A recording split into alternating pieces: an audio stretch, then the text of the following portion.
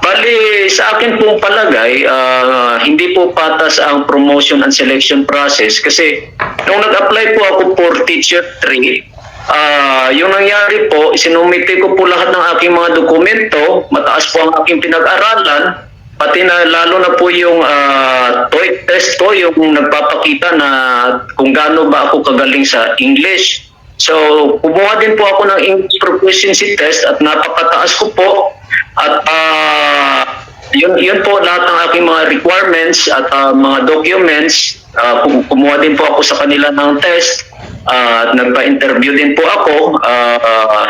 Yun nga po, pati na rin yung mga trainings ko.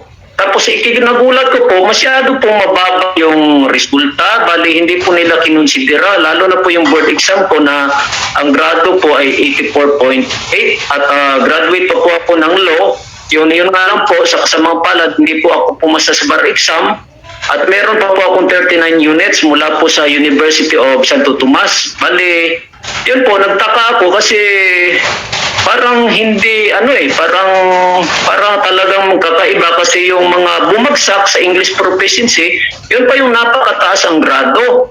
At yung basihan nila sa experience, karanasan ng pagtuturo sa DepEd, hindi pare-pareho. Halimbawa, yung isa merong halimbawa lang 48 months, binigyan lang siya ng 6 points. Samantalang yung mas mababa doon, na sabihin natin na 36 months, meron siyang 80 points, parang ganon. So parang talagang hindi sila tumitingin sa kung ano ang nalalaman ng teacher. At saka yung pinakamasakit po na aking nakita, yun pong merong isang aplikante na dumiretso na ng teacher 2, hindi na po dumaan ng teacher 1, appointment na po kagad yung binigay sa kanya at yung masakit pa po, wala pa pong lisensya.